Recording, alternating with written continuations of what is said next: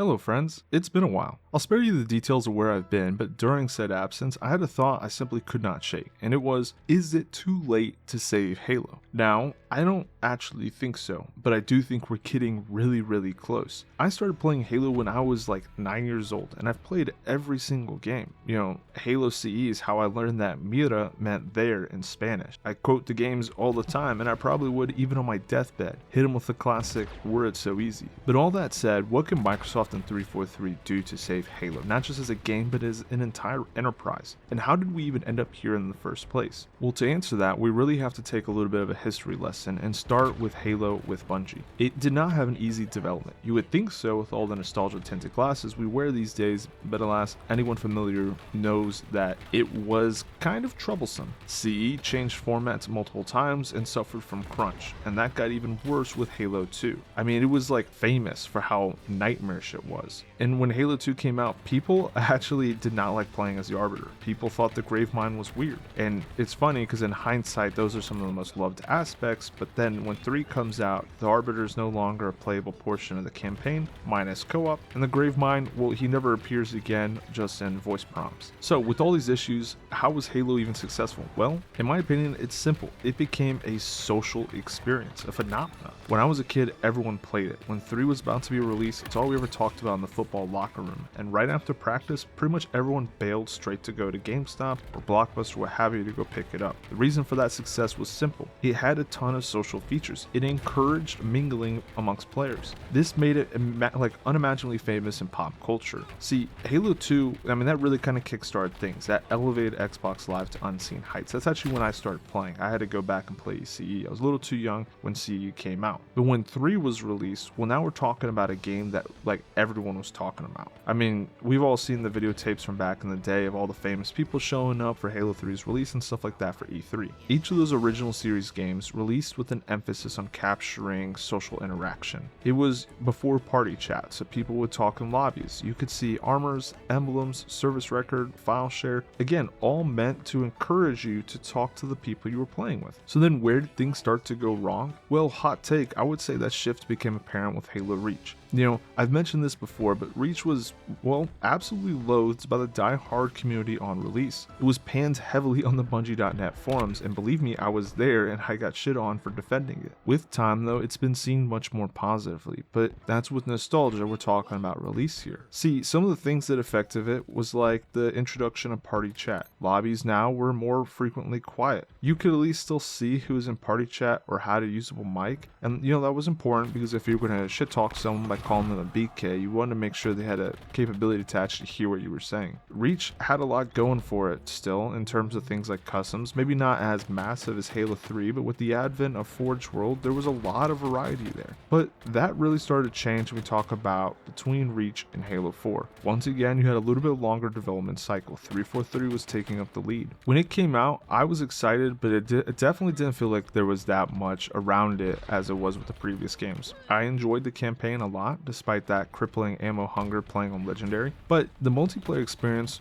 didn't feel great. It felt like there was less maps, which is ironic because it only had one less than Reach, and Reach shipped with 5 Forge World maps at release. But for some reason, it felt like every match was just Exile over and over and over. The game lacked a lot of social features. I don't remember talking to anyone or even trash talking. Most of my friends that actually bought the game, of which there were not many, didn't play for more than a few weeks to maybe a couple months. That was the first Halo game that I truly was playing by myself. When Halo 5 comes out, that emphasis shifted towards microtransactions. You still had some social features, but it wasn't the same. It didn't, getting your armor from flipping a card doesn't have that same type of conversation starting potential like seeing someone with, say, Pestilence in Halo Reach, or Hayabusa, or even Recon post FIDOC challenges in Halo 3. Those certain armor effects or pieces of armor showed you that someone either grinded something out, completed unique challenges, or some other, topic of interest. You could actually, start a conversation over it. But with 4 and 5, it felt like that wasn't really true.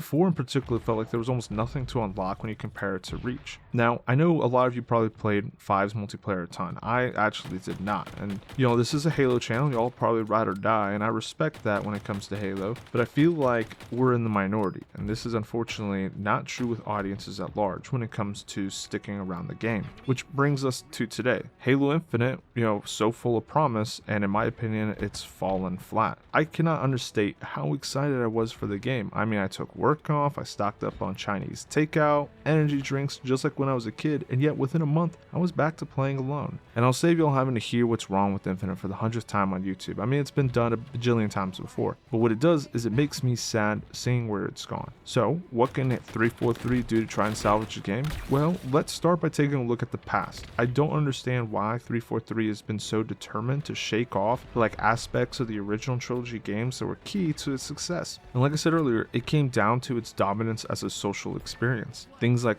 lobbies, emblems, what have you, all meant to encourage mixing and mingling between players, to start conversations, because guess what? When you start to invest like that, you probably will play for longer. You get, continuous engagement. That said, it was possible back then to meet total strangers, end up as friends on Xbox Live or even in real life, but I haven't had that happen since probably Halo Reach. It's become a very lonely experience, and Infinite is by far the worst. No one talks. I mean, a lot of times I'll post a joke or something like that in the in-game chat, and I'll be incredibly lucky if anyone responds. The harsh reality of it though is I don't think it's realistic for these features to be fixed in Infinite. The UI, all of that's set in stone. The lack of lobbies, going back to the main menu, a failure design, and if it had old school lobbies, I think it would significantly help, but it's just simply too late for that to be fixed. And why do I think that? Well, I mean, if you look at the minor issues that have gone untouched by 343 yet, that tells you a lot about how they're suffocating from something called technical debt. That is, the list of features